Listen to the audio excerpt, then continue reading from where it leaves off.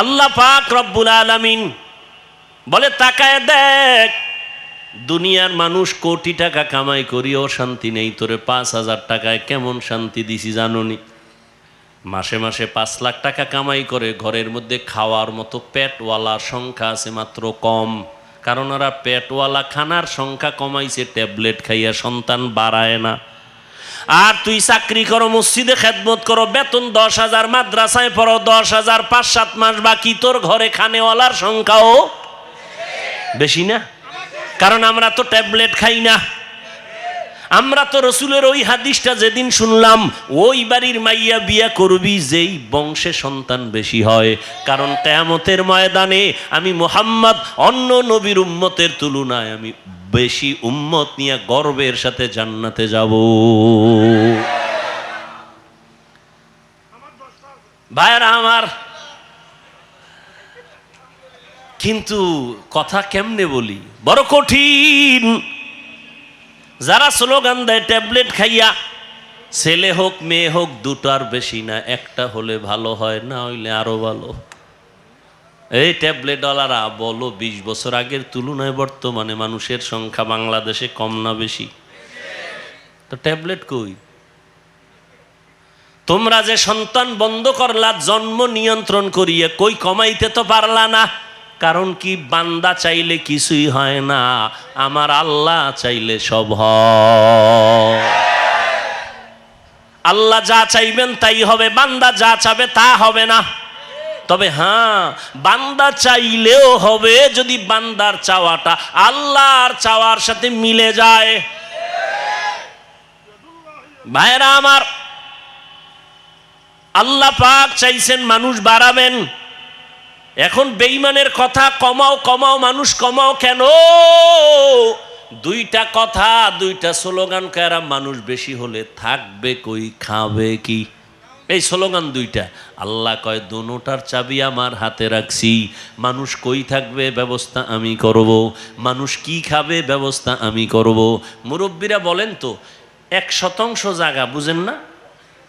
মুরব্বীরা বলেন না কেন? কয় শতাংশ? 1% জায়গায় যেই পরিমাণ ধান হইতো 20 বছর আগে, এখন কম না বেশি? বাড়াইছে সরকার? আপনার আব্বা? কে বাড়াইছেন? আগে 10টা পেয়ারা খাইলো জিব্বায় টের পায় না কি খাইছি, আর এখন 1 কেজি পেয়ারা একজনে খাওয়া যায় না। এই খানার বরকত কে দিছে? ওয়াতারযুকু মান তাশাউ বিগাইরি হিসাব।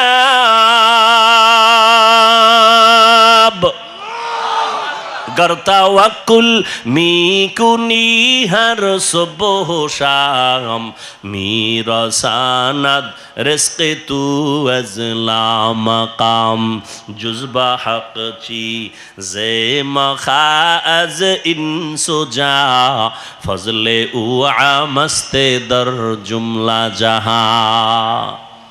रहमतेर नबी এমন একটা টাইমে মদিনা মক্কা নগরীতে আসলেন, যেই মানুষগুলো চরিত্রহীন, খারাপ, নারীদের পছন্দ করে না, বিধবারে পছন্দ করে না, কন্যাদের পছন্দ করে না। বাবা কন্যা হলেই মনটা বেজার, লজ্জায় মাথা উঁচু করে না। কেন? কন্যা হইছে, মানুষ খারাপ বলবে। বর্তমান 1500 বছর পরেও কিছু কুলাঙ্গারের বাচ্চা এই জমিনে আছে, কন্যা হলে বউয়ের সাথে ঝগড়া করে, ছেলে হলো না কেন, মেয়ে হলো কেন? আছে না নাই? ছেলে মেয়ে কি স্ত্রী দেয়? যদি তাই মনে করো তো দোষ তো স্বামীর। স্ত্রী তো তোমার জিনিসটাকে বহন করে, কষ্ট করে, না খানা না ঘুম, কষ্ট করে তোমার জিনিসটাকে আমানতের সাথে রক্ষা করে, তাকে পুরস্কার দেওয়া উচিত। কথা ঠিক না? জীবনের মূল কষ্ট মায়ের প্রসব বেদনা, 7 আসমান 7 জমিন তখন মায়েরই মাথায়। জীবনের মূল কষ্ট মায়ের প্রসব বেদনা, সাত আসমান সাত জমিন তখন মায়েরই মাথায়। আমার সুন্দর মুখ দেখে মার, আমার সুন্দর মুখ দেখে মায়ের ব্যথা যায় দেয় হাসাইয়া। ও আমার প্রাণের মা, মা গো মা, কোথায় গেলে মোরে ছাড়িয়া? জনম দুঃখী ইয়াতীম আমি, চায় না কেহ ফিরিয়া। আমি যখন ছিলাম আমার মায়েরই উদরে, চলাফেরা করলেন যে মায় কত কষ্ট করে। আমি যখন ছিলাম আমার মায়েরই উদরে, চলাফেরা করলেন যে মায় কত কষ্ট করে। এমন মাকে কেমনে আজি, এমন মাকে কেমনে আজি যাব আমি ভুলিয়া। ও আমার প্রাণের মা, মা গো মা, কোথায় গেলে মোরে ছাড়িয়া? জনম দুঃখী ইয়াতীম আমি, চায় না কেহ ফিরিয়া। এরে আল্লাহর বান্দা, মা একটা সন্তান নিয়ে কতই যে কষ্ট করেন, স্বামীকে বুঝাইলেও জীবন ভর বুঝবে না রে বাবা। ওই বোঝা তো তোমার মাথায় কোনো দিন আসে না রে বাবা। আম্মা জান ঘুমাইতে গেছেন, হঠাৎ বেদনা শুরু, ঘুম নাই, সারাটা রাত কান্নায় চলে গেল। খানার প্লেট নিয়ে বসছেন, খেতে পারে নাই, ব্যথা শুরু হয়ে গেছে। সারা দিন আম্মাজান কান্না করে কাটাইলেন। ও আল্লাহর বান্দা, আম্মাজানের কণ্ঠ বাহিরের কেউ শুনে না কখনো, কিন্তু প্রসব বেদনা যখন শুরু হয়ে গেল, আম্মাজানের চিৎকারের আওয়াজ, আশেপাশের মানুষ বাড়িওয়ালারা ঘুমাইতে পারে না। মহিলা ঘরের মধ্যে কখনো কণ্ঠের আওয়াজ শুনি নাই, কিন্তু এখন চিল্লায় কেন রাত্র 12টার ভোরে? খবর নিয়ে দেখে বাচ্চার প্রসব বেদনা শুরু হয়ে গেছে। আম্মাজানের মনটা এতই যে দুর্বল, মনে হয় যেন মরিয়াই যাবে। এত চিৎকারের আওয়াজ। আমার দাদি, আমার নানি পাশে বসে আম্মাকে বুঝাইছে, থামাইতে পারে না। আম্মাজান এক পর্যায়ে নিরুপায় নিজেরে মনে করিয়া স্বামীকে ডাকছে, আমার বাবারে ডাকছে। আব্বাজানকে গোপনে ডাইকে আমার দাদি নানিরে কয়, চলে যাও, আমার স্বামীকে একটু কাছে আনো। আমার স্বামীকে কাছে আনলেন। আম্মাজান স্বামীর হাতটা ধইরা চোখের পানি ছেড়ে কাঁদে আর কয়, স্বামী, আমি আপনার ঘরে সংসার করতে গিয়ে কত বেয়াদবি করেছি, আপনার যেইভাবে খেদমত করা দরকার আমি করতে পারি নাই। দয়া করে আপনি আমার দাবিটা ছেড়ে দেন, আমাকে মাফ করে দেন। আব্বাজান বলে, বিবি তুমি এমন কেন করো? বলে, আমার মাথায় মনে হয় 7 আসমানের বোঝা চেপে আসছে, আমার মনে হয় মরণ, আমি মরিয়া যাব, আর দুনিয়ার সূর্য বুঝি দেখতে পারবো না, প্রসব বেদনা সহ্য করতে পারি না রে স্বামী। বাবা সান্ত্বনা দিয়া কয়, ধৈর্য ধারণ করো, আমি আল্লাহর কাছে দোয়া করতেছি। দিনদার স্বামী গিয়া নামাজের মুসাল্লায় দাঁড়াইয়া একটা চিৎকার দিয়া কয়, রে মালিক, কুদরতের ক্ষমতা জাহের করে দাও, আমার স্ত্রী মরণাপন্ন অবস্থায় বাচ্চা প্রসবের বেদনা সহ্য করতে পারে না রে আল্লাহ, কুদরতের সাথে তুমি আসান করে দাও। ও আল্লাহর বান্দারা, ওই প্রসব বেদনায় মা যতটা কান্না করেছেন, যতটা কষ্ট করেছেন, তুমি আমি সারা জিন্দেগির কামাই রুজি আর চামড়া খুলিয়াও যদি মাকে জুতা বানায় দেই, কোনো দিন মায়ের ঋণ আদায় করা কোনো সম্ভব হবে না। সমস্ত জগতের জন্য আমি আল্লাহ হলাম রব, আর আমার বন্ধু মুহাম্মদকে বানায় দিলাম রহমত। আমার বন্ধুর পুরাটাই রহমতে ভরা। এই জন্য আমি আল্লাহ প্রথম আওয়াজ দেই গরম, এরপরে নরম। আমার বন্ধুর সব কথাই নরম, গরম কথা কম। আমি আল্লাহ গরম আওয়াজ দিলাম আল আসর ইন্নাল ইনসানা লাফি খুসর। সব মানুষগুলো জাহান্নামে যাবে, সব মানুষ জাহান্নামী, একজনও বাদ নাই। কিন্তু কিন্তু বইলে একটু ঠান্ডা করলাম, সব জাহান্নামে যাবে না। ইল্লাল্লাযীনা আমানু ওয়া আমিলুস সালিহাত, যারা ঈমান আনবে, নেক আমল করবে, এইরকম 4 গুণওয়ালারা জান্নাতি। আপনার আমার মায়ার নবী, রহমতের নবী আল্লাহ পাক বুঝায় দিলেন কেমন রহমত। নবী বলেন সব উম্মত জান্নাতি, কুল্লু উম্মতি ইয়াদখুলুনাল জান্নাহ, সব উম্মত জান্নাতে যাবে, কিন্তু যারা আমাকে মানে না তারা সহসয় জান্নাতে যাবে না।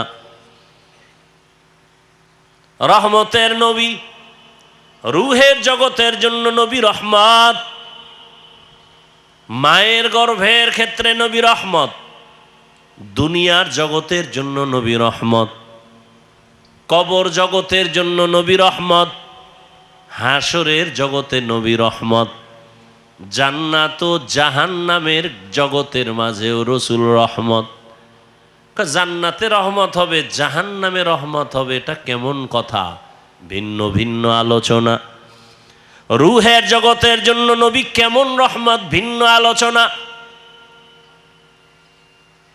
দুনিয়ার জগতের জন্য নবী কেমন রহমত, ভিন্ন আলোচনা। কবর জগতের জন্য নবী কেমন রহমত, ভিন্ন আলোচনা। হাসর জগতের জন্য কেমন রহমত আমার নবী, ভিন্ন আলোচনা। আমি শুধু দুনিয়ার জন্য নবী কেমন রহমত এ বিষয়ে 2-4টা কথা বলবো। দুনিয়ার জগতের জন্য নবী রহমত, কেমন রহমত? বলে মুমিনদের জন্য রহমত আলাদা, মুমিনদের জন্য নবী রহমত, বেঈমানের জন্য নবী রহমত। পুরুষের জন্য নবী যেমন রহমত, নারীদের জন্য নবী রহমত। মানুষের জন্য নবী যেমন রহমত, জিনদের জন্য নবী রহমত, ফেরেশতাদের জন্য নবী রহমত।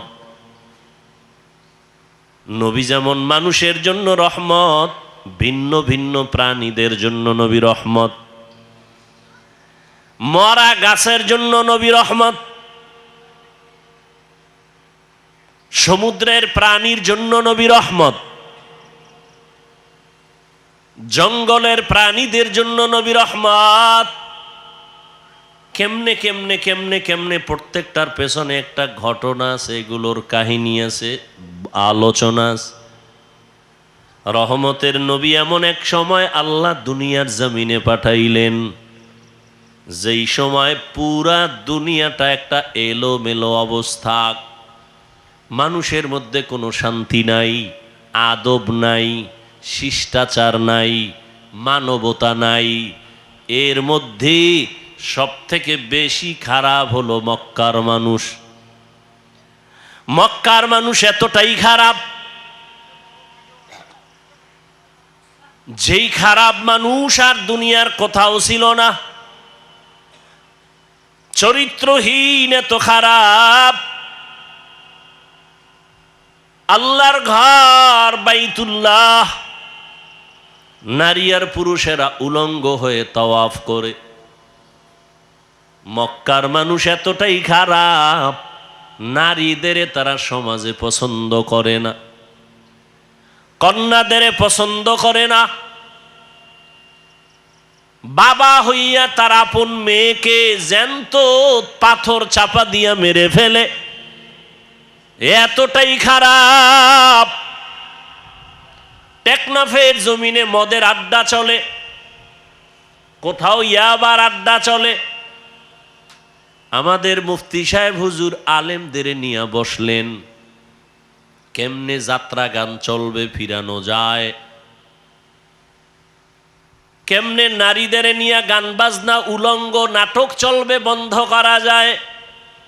আমরা হুজুরেরা সব একত্রিত হয়ে সম্ভব না। আধা মুসলমানের একটু ডাক দাও, পুরা তো না, আধা মুসলমান। কোন এলাকার? কয় ওই এলাকার যারা আধা মুসলমান, নামাজ পড়ে আবার মিশা কথাও কয়, নামাজ পড়ে আবার সুদও খায়, এমন নামাজি আছে না নাই? এদের ডাক দাও। 2-4-5 জন গণ্যমান্য আধা নামাজিরে ডাকলো। ডাকার পরে কয়, ভাই তোমগে এলাকার ভিতরে মদের আড্ডা চলে, কি করা যায়? কয় হুজুর আপনি যাইয়েন না, আমরা গিয়ে দেখি কি অবস্থা। মোটামুটি আমরা একটা ধারণা নিয়ে আসি, ফাইনাল আপনার পরিবেশ যদি থাকে আমরা আপনাকে নিবে, আর আগে নেওয়া যাবে না। হুজুর যদি ডাইরেক্ট এসে যায় নারীদের আড্ডায়, নারীদের নাচ গানের প্যান্ডেলে, মানুষ বলবে এত বড় হুজুর কেমনে আসলো, লজ্জা কি নাই? ঠিক নি? কেমনে আসলো এই বেহায়া নারীদের আড্ডাখানায়?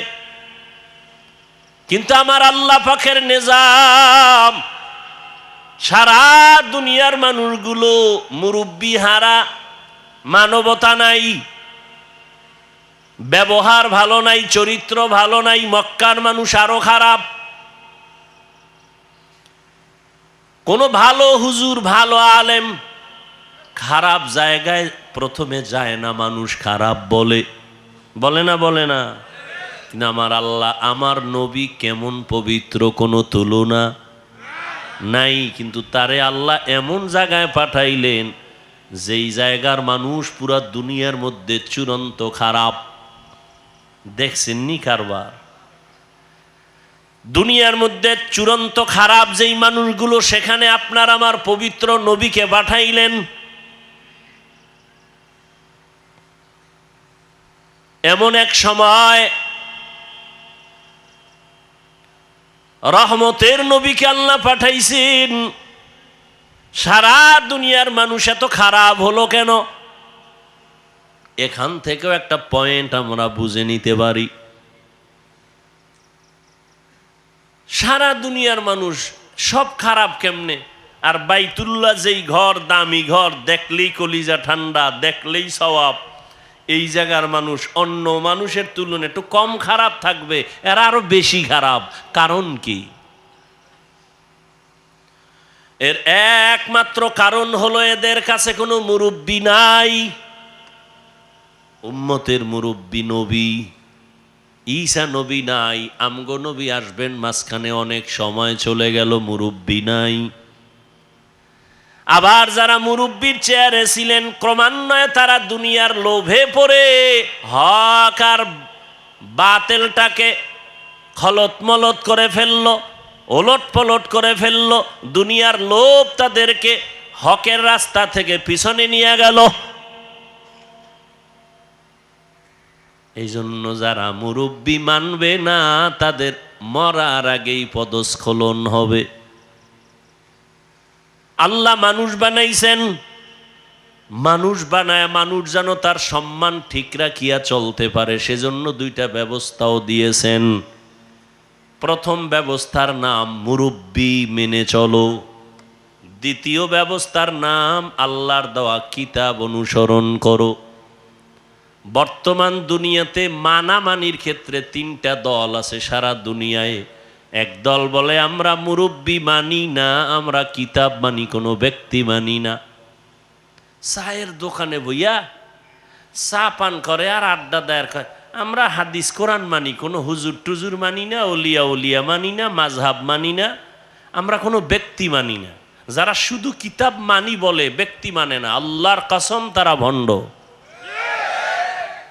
আর এক দল আছে আমরা মুরব্বী মানি, কোনো কিতাব মানি না। কিতাব মানবো কি? আব্বাও পড়তে পারে না, আমরাও পড়তে পারি না। কোরআনের আরবি কি পড়তে জানি না, হাদিসের আরবি বুঝি না, পড়তেও পারি না।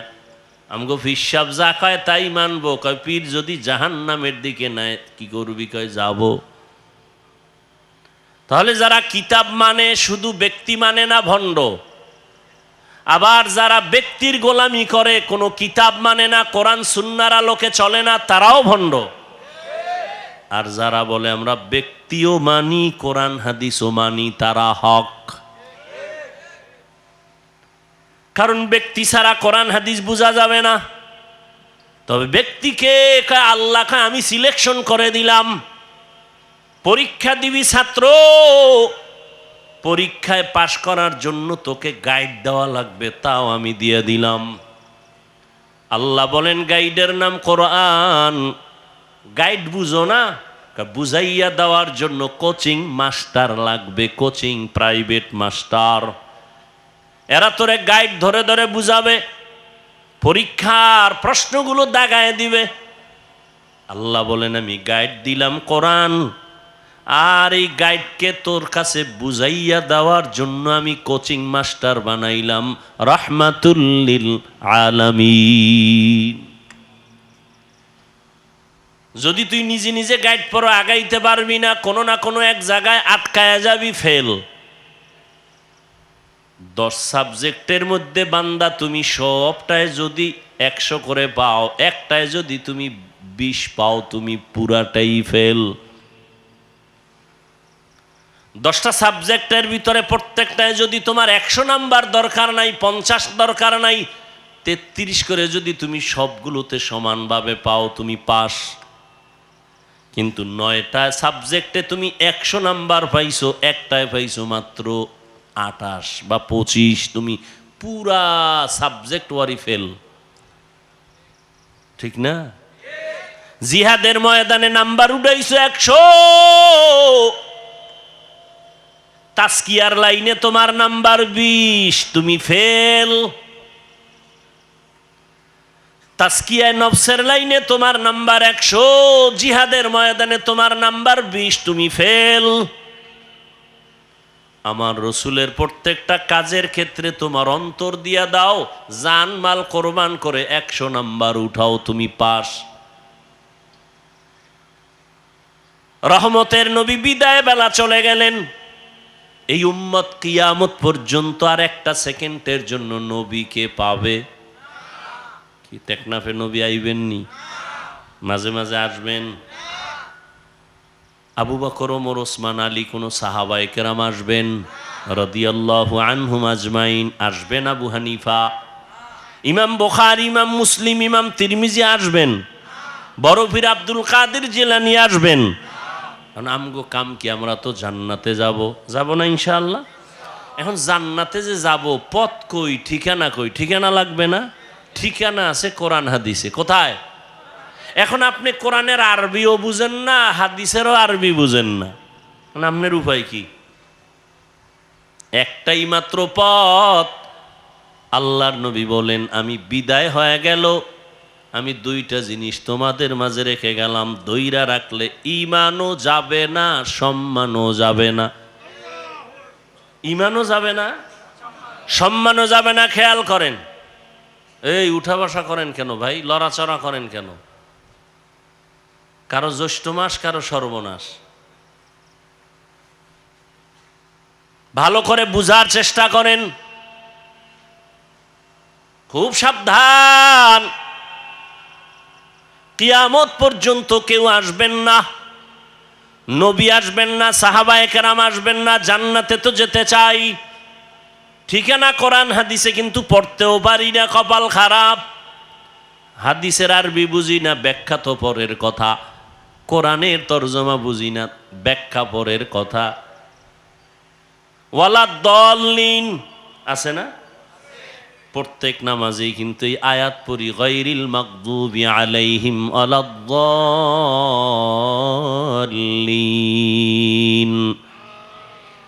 দল্লিন মানে দল্লিন, দল্লান মানে পথভ্রষ্ট, গোমরাহ। কি বুঝেননি? গোমরা বুঝেন তো ভাই, কথা বলেন। গোমরা, পথভ্রষ্ট, দল্লিন। আচ্ছা, আপনি তো এই তর্জমাটা শিখা ফেলছেন, দল্লিন দল্লান মানে গোমরা। এখন এই তর্জমা সব জায়গায় যদি করেন, দেখেন তো, ওয়াদ্দুহা ওয়াল্লাইলি ইযা সাজা মা ওয়াদ্দাআকা রাব্বুকা ওয়া মা ক্বালা ওয়ালাল আখিরাতু খায়রুল লাকা মিনাল উলা ওয়ালা সাওফা ইউতিকা রাব্বুকা ফাতারদা আলাম ইয়াজিদিকা ইয়াতীমান ফাআওয়া। এরপরের আয়াতটা যারা পারেন পড়েন, ওয়া ওয়াজাদাকা দাল্লান ফাহাদা। আল্লাহ নবীর শানে আয়াতগুলো বলছেন, দল্লান পইরে আসছেন, দল্লিন মানে গোমরা। নবীরে বলবেন, আল্লাহ বলছেন নবী আপনি গোমরা, আপনি পথভ্রষ্ট, আমি আপনাকে হেদায়াত দিছি। রসুলের শানে এই কথা বলে বেয়াদবি না? কথা বলেন না কেন? আপনি তো বাংলা তর্জমা শিখছেন, আপনি তো বলবেন নবীও গোমরা।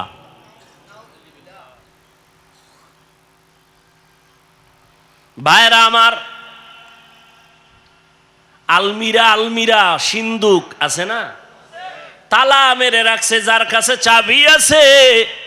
গতকালও চট্টগ্রামে বলেছিলাম, এই সিন্দুকের চাবি যার হাতে সেই জানে একমাত্র সিন্দুকের ভিতরে কি আছে।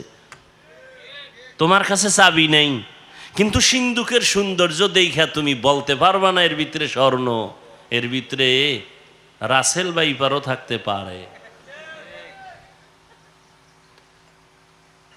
যার কাছে চাবি আছে সে জানে সিন্দুকের ভিতরে ভালো না খারাপ।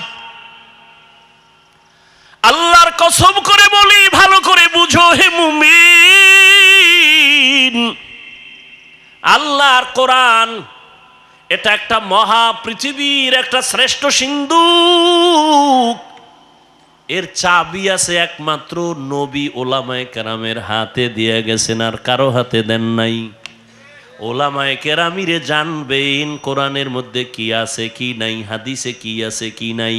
তুমি বাংলা তর্জমা পড়ে উপরের কিছু দেখবা, ভেতরের খবর নেওয়ার কম ক্ষমতা না। এলমেরা এজাজো করদন বেহিসাব, খলকেরা দাদন জওয়াবে বাসওয়াব, হক না দারদ দোস্তে খলকা জারেরা, নিস্তে ই খসলত একে দিন দারেরা। ইঞ্জিনিয়ারের কাম হইল বিল্ডিং এর ডিজাইন করব নাকি? হেও বালু সিমেন্ট মিলায় ইট গাঁথবে, গাঁথতে গেলে আঁকা বাঁকা হয়ে যাবে। এখানে ইঞ্জিনিয়ারিং চলবে না। ডাক্তারের কাজ হলো রোগীর চিকিৎসা করবে, ডাক্তারের কাজ না তোমাকে হুইল চেয়ারে করে এরপরে বেডের মধ্যে নিয়ে যাবে। আল্লাহ প্রত্যেকের একটা দায়িত্ব দিছেন, ওলামায়ে কেরামের দায়িত্ব উম্মতের হেদায়েতের পথে ডাকবেন। ওয়াজআলনা মিনহুম আইম্মাতান ইয়াহদুনা বিআমরিনা। ওলামায়ে কেরামের কাজ হলো বড় কাজ, মূল কাজ, মানুষের হেদায়েতের পথে ডাকবেন। ইয়াহদুনা বিআমরিনা, ইয়াদউনা বিআমরিনা বলেন না, ইয়াহদুনা বিআমরিনা। ওলামায়ে কেরাম তার মূল কাজ মানুষকে আল্লাহর সাথে সম্পর্ক জড়ায় দিবেন, এটা আলেমের কাজ। এই কাজ ডাক্তার পারে না, এই কাজ ইঞ্জিনিয়ার পারে না, এই কাজ কোনো ব্যবসায়ী পারবে না, এই কাজ কোনো প্রফেসর পারবে না, এই কাজ কোনো ডাক্তার পারবে না। ডাক্তার যদি আমি আলেমের কাজটা নিতে যাই, আমি ইঞ্জিনিয়ারিং পড়ি নাই, আমি যদি একটা কাগজ কলম নিয়ে ডিজাইন করা শুরু করি, আউলা জাউলা হয়ে যাবে, সুন্দর হবে না। ওরে ডাক্তার যদি ইঞ্জিনিয়ারিংয়ের কাজটা না, ইঞ্জিনিয়ার যদি ডাক্তারের রোগী দেখার চেষ্টা করে, সব ওলট পালট হবে, অসুন্দর হবে, কোনোটার সীমানায় পৌঁছা যাবে না। আমি আলেমের কাজটা ডাক্তার যদি অভিজ্ঞতা না নিয়ে করা শুরু করে, উম্মতের ক্ষতি ছাড়া কোনো লাভ হবে না। কিন্তু কপাল খারাপ, ব্যবসা আমি আলেম না করলেও অন্যরা করতে পারবে না? পারবে না। চাকরি পারবে না। আমার কাজটা হেদায়াতের যে কাজ আল্লাহ দিছেন, এটা কি অন্য কেউ পারবে? এজন্য পাকিস্তানের মুফতি রশিদ আহমদ লুধিয়ানভি রহমাতুল্লাহ আলাই আহসানুল ফতুয়ায় লিখেছেন, আলেমের মূল কাজ মানুষকে হেদায়াতের পথে ঢাকা, এগুলো বাদ দিয়া ভিন্ন কাজ করা জায়েজ নাই, হারাম। এখন আমাকে স্লোগানে একটা কি ঢুকছে, আলেমরা পিছিয়ে থাকবে কেন? একটা মন্ত্রকে ঢুকাই দিছে ভিতরে, আলেমরা পিছিয়ে থাকবে কেন? আমি কই আলেম পিছিয়ে রইল কই? জানাজার ময়দানে আলেম সবার আগে, কি বিবাহের মজলিসে আলেমের সম্মান নিচে না উপরে? তো পিছিয়ে কই? বয়ানের প্যান্ডেলে আলেমের মর্যাদা কম না বেশি? এমপি সাহেব দেখলে কয় হুজুর দোয়া কইরেন, মন্ত্রী মহোদয় কয় হুজুর মোনাজাতটা আপনিই দেন। কেন মন্ত্রী আপনি পারেন না? আব্বাও দেন, আমিও বুঝি না, আপনিই দেন। তাহলে আলেম পিছনে? তোমাকে এই মন্ত্র কে শিখিয়েছে? আলেমরা পিছিয়ে থাকবে কেন? তার মানে ইমামতি বাদ দাও। কয় টাকা পাবা? কয় কি করবো? কয় ব্যবসা করো, চাকরি করো, ইমামতি বাদ দাও। তো আলেমরা ইমামতি বাদ দিলে গরু আইয়া ইমাম হবে? মিডিয়ার যুক্ত কথা বলতেও কঠিন, কোন দিক দিয়ে কোন দিকে নিয়ে যায় আল্লাহ ভালো জানেন। ছিদ্রান্বেষণকারীরা তো ওত পেতে আছে। আল্লাহ আমাকেও হেদায়াত দান করেন, আপনাদেরকেও হেদায়াত দান করেন। ভাইরা আমার, আল্লাহ কয় এই একজনে লাখ লাখ টাকা কামাই করে হারাম পথে, ও যা পায় তার থেকে 1000 গুণ বরকত। তুই ইমাম রে আমি 5000 টাকায় দিই, তোর কাছে পছন্দ লাগে না? একজনে 20 লাখ টাকা কামাই করে, 50 লাখ কামাই করিয়া না খাওয়ায় শান্তি, না বউ দিয়া শান্তি, সন্তান দিয়া শান্তি, সম্মান নাই, কিচ্ছু নাই।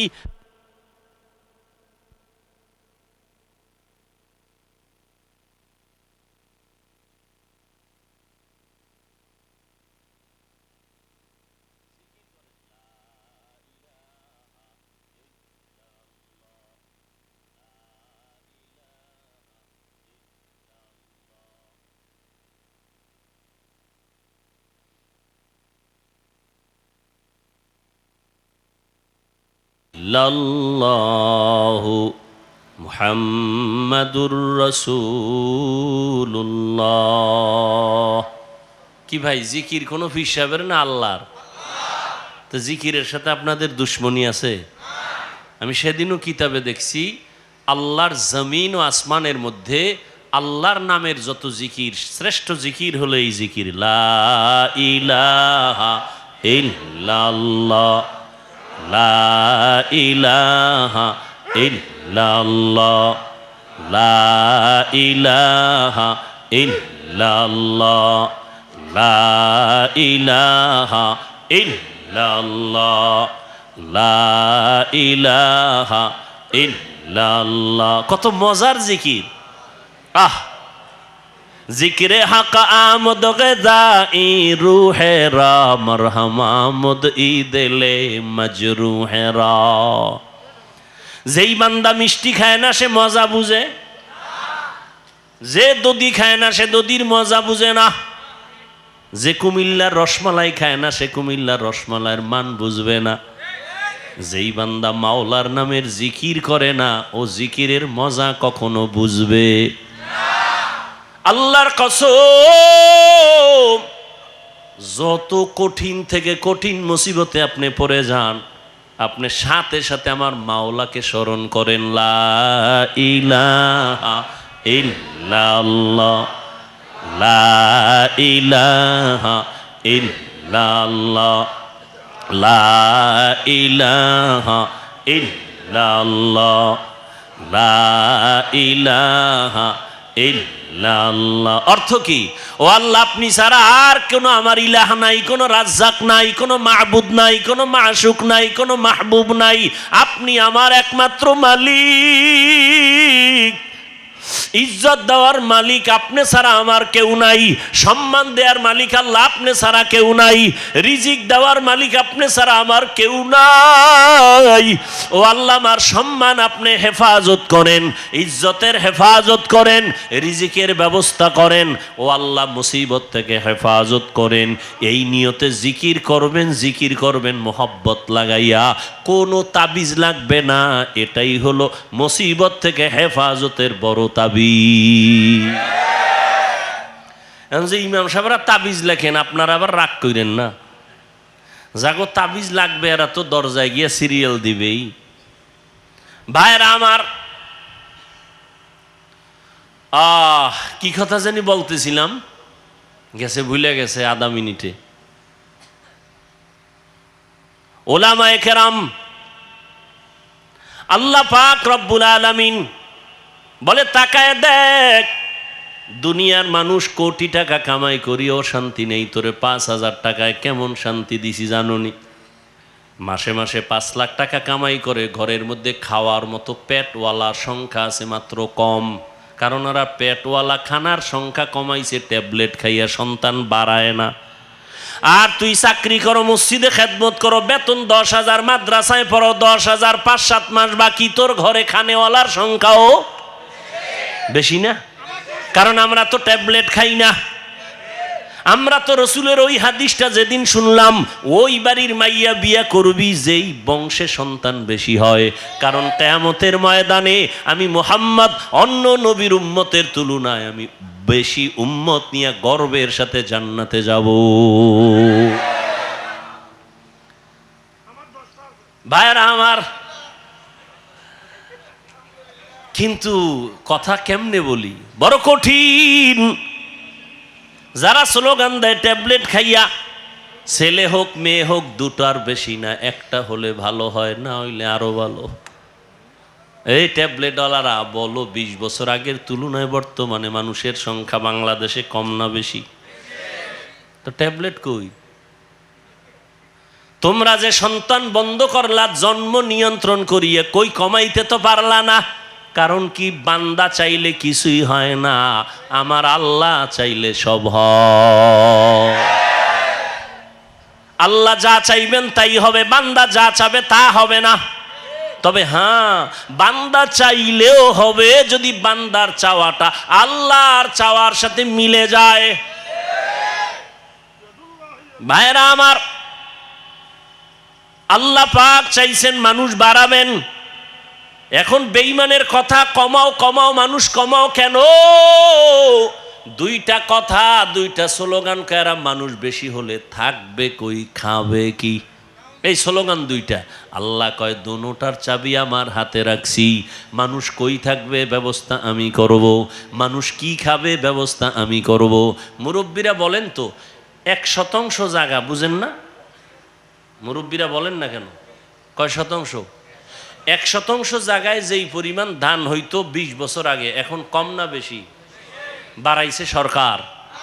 আপনার আব্বা কে বাড়াইছেন? আগে 10টা পেয়ারা খাইলেও জিব্বায় টের পায় না কি খাইছি, আর এখন 1টা কেজি পেয়ারা একজনে খাওয়া যায় না। এই খানার বরকত কে দিছে? ওয়াতারযুকু মান তাশাউ বিগাইরি হিসাব।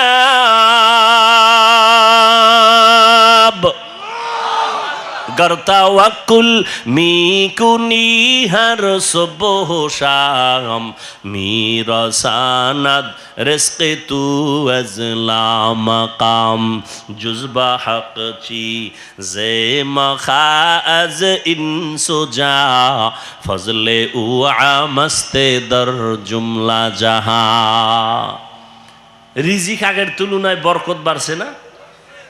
এখন কিন্তু খাওয়ার মানুষ নাই, খানা আছে অনেক, খাওয়ার মতো মানুষ নাই। 10 জনের খানা একজনে খাইতে পারতো, এই মানুষও ছিল না, এখন নাই। এখন নাই, কিন্তু কিলাকিলিটা আছে। খাইতে চায় বেশি, পারবে আধা কেজি, কিন্তু 1 কেজি নিয়ে টানাটানি। ডাক্তার বলছে মিষ্টি খাওয়া হারাম, হয়ে গেছে সবে বরাতে মিষ্টি আনতে মসজিদে, তবারক। 1 পোটলা নিয়ে 1 হাতে পকেটে নিয়ে আর 1 হাত বাড়াইছে আর 1 পোটলা নেওয়ার জন্য। আছে না নেই? একজনের পিছন দিয়ে তাকায় দেখে আমি একটাই পাই না, ও একটা পাই আর একটা লই টানে কেন, ও পিছনের লই টান দিছে। টান যখন দিছে দুইজনের ভিতরে লাগছে ঝগড়া কিলেখিলি, শেষ পর্যন্ত একজনও আর খাইতে পারল না, খালিয়াতে বাড়ি। খাইতে পারে না কিন্তু খাওয়ার আগ্রহ নিয়া জুলুম পর্যন্ত মানুষ করে, গরিবের উপরে জুলুম করে। আল্লাহ বলেন দেখ রিজিকের চাবি আমার হাতে রাখলাম, এই চাবিটা দুনিয়ার কারো কাছে দেয় নাই আল্লাহ। যদি সরকারের হাতে দিতেন, দুনিয়ার কোনো কোটিপতির হাতে দিতেন, আমগো হুজুরগো কত আগে না খাওয়া মেরে ফেলতো, ঠিক না? কিন্তু আল্লাহ দেখছেন নি, মহামারী করোনা চোখে আঙ্গুল দিয়ে আল্লাহ দেখায় দিলেন, সারা দুনিয়াটা স্তব্ধ হয়ে গেল। চাকরি বন্ধ, ব্যবসা বন্ধ, স্কুল বন্ধ, কলেজ বন্ধ, ট্রেন বন্ধ, প্লেন বন্ধ, দোকান বন্ধ, সব বন্ধ হয়ে গেল। তাকায় দেখছো আল্লাহর কোরআনের একটা মাদ্রাসাও বন্ধ হয় নাই। কয়জন হুজুর না খাইয়া মারা গেছে করোনার সময়? ভিক্ষা করছে কিছু দাও। আল্লাহ তাদের অল্প টাকা দেয় কিন্তু এর মধ্যে বরকত অনেক বেশি।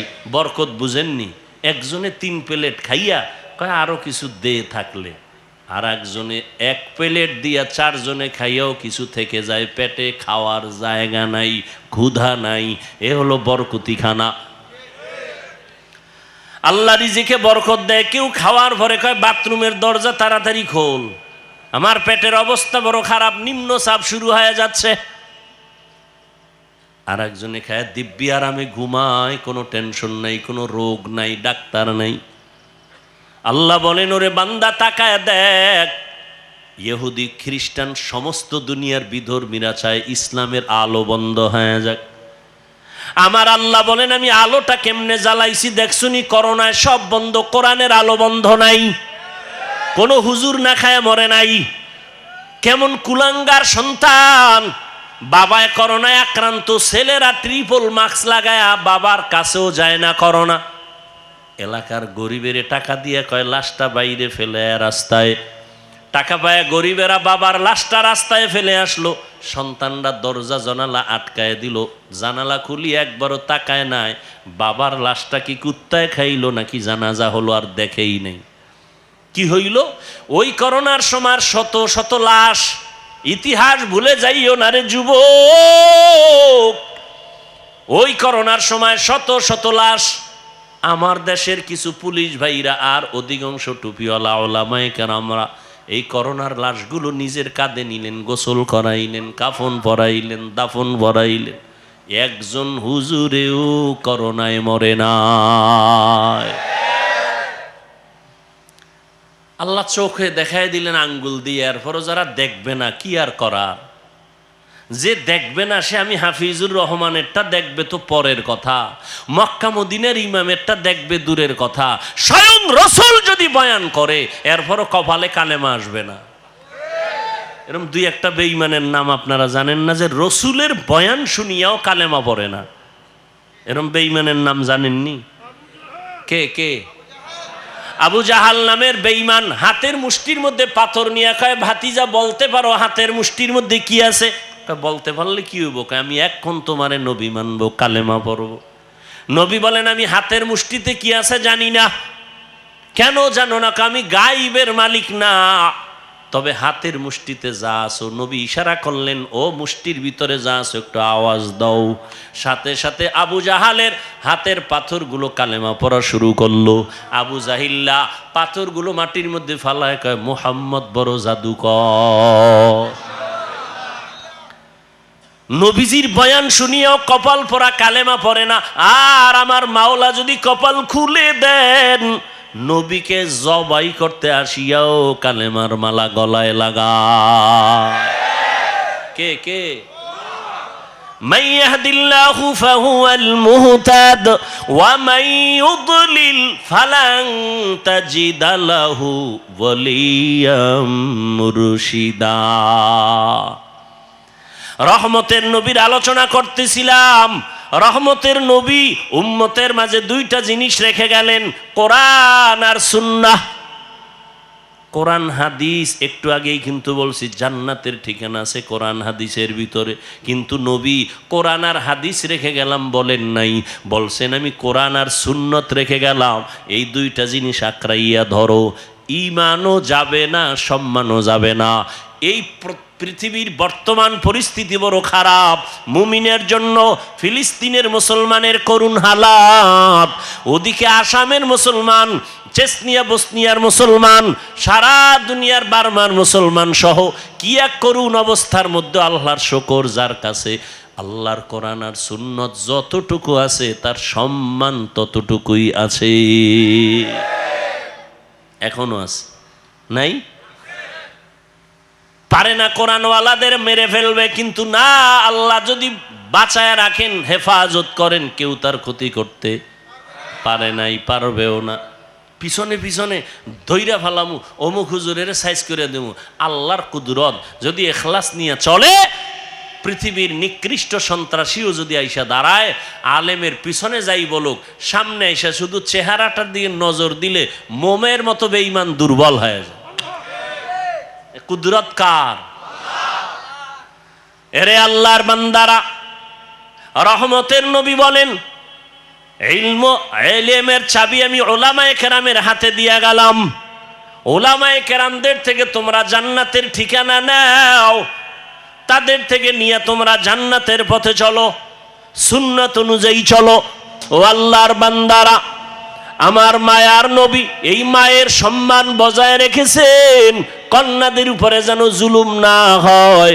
ওই আরবের মুশরিক বেঈমানেরা ঘুরে আর কয় মুহাম্মদের কপাল খারাপ, কারণ ওর ছেলে নাই, ওর আছে কন্যা, মরিয়া গেলে ওর ইজ্জত আর বংশ কে রক্ষা করবে?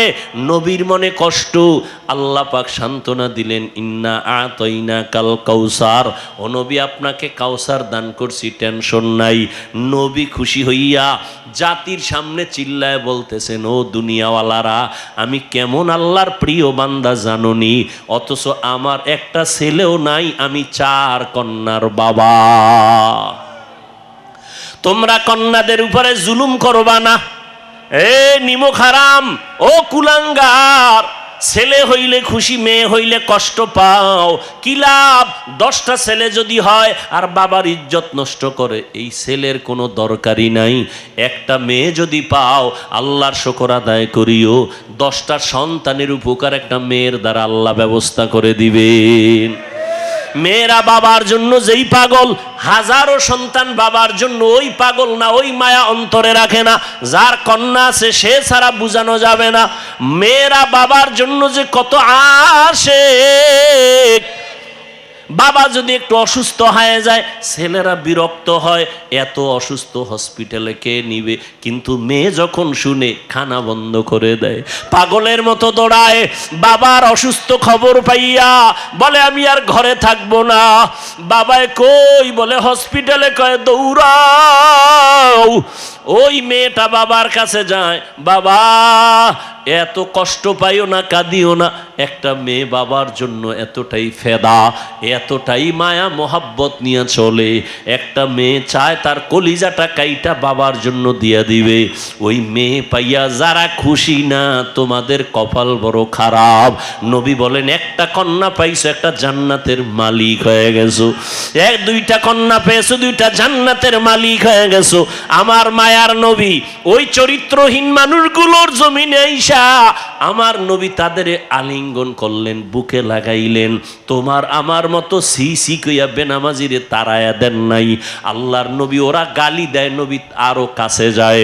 ওরা লাত্তি দেওয়ার চেষ্টা করে, নবী আরো কাছে যায়। ওরা গালি দেয়, ওরা বদনাম করে, নবী প্রশংসা করে। ওরা জবান বন্ধ রাখে, বেজার হয়, নবী বারবার হাসি দেয়, আসো। নবী এমন ভাবে তাদের মহব্বতের বন্ধনে আবদ্ধ করলেন, মাত্র 13 বছরের ব্যবধানে মক্কার মানুষগুলো এত দামি হয়ে গেল। নবী একটা বেতের বাড়িও দেন নাই, একটা গালিও দেন নাই। নবী চোখ গরম করে কারো দিকে তাকান নাই। নবী গালি শুনছেন কিন্তু জবাব দেন নাই। মাত্র 13 বছরের ব্যবধানে এই মক্কার চরিত্রহীন মানুষগুলো এত দামি হয়ে গেল।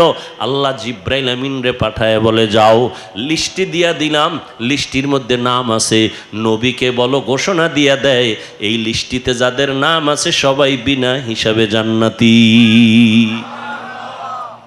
রহমতের নবী অল্প টাইমের ভিতরে মক্কার মানুষগুলোকে জান্নাতি মানুষে পরিণত করে ফেললেন। সুন্দর আখলাক আর ব্যবহার। একদিকে নবী দাওয়াত দেন, অন্যদিকে নবী আল্লাহর কাছে সারা রাত দোয়া করেন, আল্লাহ ওই মানুষটা বুঝে না, হেদায়েতের দরজা খুলে দাও, ওই মানুষগুলোকে দিনের পথে আনো। তায়েফের ময়দানে আমার নবীর আদর্শের দিকে তাকাও। তায়েফের ময়দানে ওই কাফের ওরা সবাই নবীজিরে দেইখা ছোট ছোট বাচ্চাগুলোরে লেলিয়ে দিল, বলে পাথর মেরে মক্কার এই পাগলটারে তাড়ায়া দাও। মায়ার নবীরে যখন পাথর মারে বৃষ্টির মতো রক্তগুলো পড়ে পড়ে নবীজির জুতা মুবারক আটকায় গেছে। নবী চোখের পানি ছেড়ে কাঁদে, আল্লাহ সহ্য করতে পারলেন না। ও জিব্রাইল, আমার নবীরে গিয়া বলো এখনই তায়েফের জমিন উল্টায় সব ধ্বংস করে দেই। জিব্রাইল আইসা বলেন, ইয়া রাসূলুল্লাহ, আল্লাহ পাকের হুকুম, আপনি বললে তায়েফের জমিন উল্টায় দিব, সব মেরে ফেলবো। মায়ার নবী কাঁদেন আর বলেন, না না, এদের মারবা না, এরা চিনে না, এরা বুঝে না আমি মুহাম্মদকে। আমার মা নাই, বাবা নাই, আমি বড় ইয়তীম, দুনিয়াতে বাবা বলে ডাকতে পারি নাই, 6 বছরে মা হারায় ফেললাম, আমি বড় অসহায়। তবে এদের মারিও না, একদিন এদের দ্বারা দিনের বড় উপকার হবে। আমার মায়ার নবীকে যতই ওরা গালি দিত, আমার নবী একটা গালিও দেন নাই, জবাবও দেন নাই। নবীর আদর্শ দিয়া মক্কার জমিনটাকে জান্নাতি মানুষ বানায় দিলেন সব। ও আল্লাহর বান্দারা, ওই রহমতের নবী কেমন আদর্শ কায়েম করে দিলেন। যুবকদের নবী বলে গেলেন, যুবকের আমি মুহাম্মদের উপকার করেছে, বুড়ারা আমি মুহাম্মদের বিরোধিতা করেছে। ও যুবক বাবা, কয়দিন আর দুনিয়াতে বাঁচবা? আমি কিন্তু এতক্ষণ চিল্লাইলাম, তোমার পায়ে ধরে ধরে বয়ান করলাম, কুত্তার মতো সারাটা দেশে ওলামায়ে কেরাম দৌড়ায় আর বয়ান করে পাও ধরে। ও আল্লাহর বান্দারা, বিনিময়ে তোমরা একটা টাকাও দাও না, বরং গালি দাও, বিরোধিতা করো। এরপর আলেমরা কিন্তু এর গালির জবাবও দেয় না, বরং দেখলে হাসি মুখে সালাম দেয়, মোহব্বতের সাথে বুকে লাগায়। এর একটাই মাত্র কারণ, নববী আদর্শে তারা চলতেছেন, দুনিয়ার মানুষের দিনের পথে ডাকতেছেন। ও যুবক বাবারা, আজকে আমি এই কথা বলি নাই তুমি আজকে আমার মতো পাগড়ি লাগাও, স্কুল কলেজে তালা লাগায় মাদ্রাসায় চলে আসো। না রে বাবা, তুমি স্কুলে থাকো, কলেজে থাকো, লেখাপড়া করো, চাকরি করো, ডাক্তারি পড়ো, ইঞ্জিনিয়ারিং পড়ো, ব্যবসা করো, রহমতের নবীর মোহাব্বত লাগায় সুন্নাতওয়ালা জিন্দেগির দিকে আগাও। মা বাবার দোয়া নাও, মা বাবার দোয়া ছাড়া এই চেয়ারে আমিও বসতে পারি নাই। ও টাকাওয়ালা, মা বাবার দোয়া ছাড়া, কান্না ছাড়া তুমি কিন্তু টাকার মালিক হতে পারো নাই, বাড়ি গাড়ির মালিক হতে পারো নাই। ওই মা বাবার জন্য কলিজা ভরে দোয়া করিও। মা বাবার জন্য মসজিদে বসে আছো, একবার আলহামদু সূরা কুল হু আল্লাহ 3 বার দরুদ শরীফ পড়ে একা একা দোয়া করিও। পারলে কবরের সামনে যাওয়ার সময় থাকলে যাইও। ও আল্লাহর বান্দা, যাদের মা বাবা বেঁচে আছে, মায়ের কাছে গিয়া দোয়া চাইও। ও বাবা, তোমার মতো যুবক আজকে জেনারেল লাইনে থাকিয়াও নামাজ পড়ে অভাব নাই, সাগরে গিয়া মাছ ধরে নামাজ ছাড়ে না, চাকরি করে নামাজ ছাড়ে না, নামাজ বাদ দেয় না। ও আল্লাহর বান্দা যুবক, তুমি কেন পারবা না? ও পর্দার আড়ালের আম্মা জানেরা, আপনাদের অবদানের কারণেই তো এই দুনিয়াতে সন্তান ভালো হয়, খারাপ হয়। যত ভালো সন্তান আসছে আপনাদের অবদান আর মেহনত আর দোয়া। ও আম্মা জানেরা, আপনাদের আল্লাহ নবী বানান নাই, তবে নবীদের মা বানাইছেন। আপনারা আলেমদের মা, আপনারা হাফেজদের মা, আপনারা ভালো ভালো সন্তানদের মা। এরে আম্মা জান, আপনি তো আয়েশা রাদিয়াল্লাহু আনহার মতো দামি নারী, ফাতেমা রাদিয়াল্লাহু আনহার মতো দামি নারী, আপনি তো খাদিজা রাদিয়াল্লাহু আনহার মতো দামি নারী, ইসমাইল নবীর মা হাজরা আলাইহা সালামের মতো দামি নারী। আপনারা তো এত দামি, এত মর্যাদা আল্লাহ আপনাদের দান করেছেন। আপনারা ঈসা নবীর মা মারিয়াম আলাইহা সালামের মতো দামি নারী।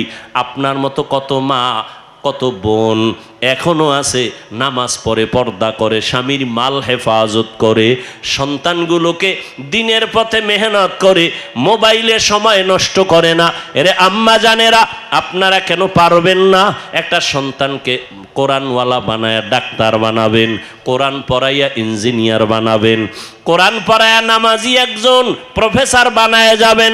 ওই সন্তান ডাক্তারি করলেও কোরআন পড়িয়া মা বাবার জন্য দোয়া করবে। এমন একটা আদর্শ সন্তান দুনিয়াতে রেখে যাবেন। ও সন্তানেরা, মা বাবার দোয়া নাও, বেঁচে থাকলে মায়ের কাছে যাও। মাকে যদি বলো, মা এই যুবকেরা দেখলাম কত তওবা করলো, কান্না করলো, আমার তওবার নিয়তি আসে না, কান্নাও আসে না, কারণটা কি? মনে হয় আল্লাহ আমার গুনার কারণে বেজার হয়ে গেছে, দিলটা পাথর হয়ে গেল, চোখে পানি নাই। মা তুমি মাথায় হাত দিয়ে একটু দোয়া করে দাও। তুমি যদি দোয়া করো, আল্লাহ পাক কবুল করে আমাকে হয়তো রাস্তা খুলে দিবেন। মা যদি দোয়া করে দেয়, কপাল খুলে যাবে। ও আল্লাহর বান্দারা, এখনো যদি অন্তর তৈরি থাকে তওবার জন্য, পিছনে তো কম নামাজ ছাড়ো নাই, কম বেপরদায় চলো নাই, গুনাহ তো কম করো নাই। এখন আল্লাহর কাছে মনে মনে বলো, হে দয়ার মালিক, তুমি তো রিজিকের মালিক, তুমি আমার হায়াতের মালিক, তুমি তো আমার ইজ্জত দেয়ার মালিক। আজকে থেকে জীবনে যত গুনাহ করছি আর করব না, নামাজ ছাড়ব না, বেপরদায় চলব না, দাড়ি কাটব না, মুরব্বীদের কথা শুনবো, ওলামায়ে কেরামের পরামর্শ নিয়া নবীর তরিকায় চলবো, কোনো দিন মা বাবার সাথে বেয়াদবি করব না। খাঁটি অন্তরে যদি তওবা করো, আমার আল্লাহ দরজা খুলে তোমাকে কবুল করবেন, অন্তর তৈরি হবে। তবে এটাও সত্য কথা, আবু জাহালের মতো কিছু অন্তরওয়ালা দুনিয়াতে থাকবে, হাজারো বয়ানে দিল নরম হবে না, বয়ানের পরে বাইরে গিয়ে তারা বিরোধিতা করে গুনার পাল্লা ভারী করবে। আর ওমরের মেজাজওয়ালা যারা গুনার কথা স্মরণ করে চোখের পানি ছেড়ে তওবা করবে, ও আল্লাহ জাহান্নামের আগুনের গরম সহ্য করতে পারবো না রে মালিক, সূর্যের গরম সহ্য করতে পারবো না, ও আল্লাহ তুমি মাফ করে দাও, দুনিয়া থেকেই আমি তওবা করে নিলাম। যদি আল্লাহর বান্দা তওবা করার খাঁটি নিয়ত থাকে, অন্তরে কোনো মুনাফিকি না থাকে, তওবার নিয়ত থাকলে দুটো হাত আমার আল্লাহকে দেখায় দাও। আয় আল্লাহ আমাদের তওবা কবুল করে নেন, হাতগুলো কবুল করে নেন। আয় আল্লাহ তওবার উপরে মজবুত হইয়া ওলামায়ে কেরামের পরামর্শ নিয়া নবীজির সুন্নাত অনুযায়ী চলার তৌফিক দান করে দাও। মা বাবার দোয়া নিয়ে চলার তৌফিক দান করো। আয় আল্লাহ আমাদের সবাইকে দ্বীনের খাদেম হিসেবে কবুল করে নাও, আমিন।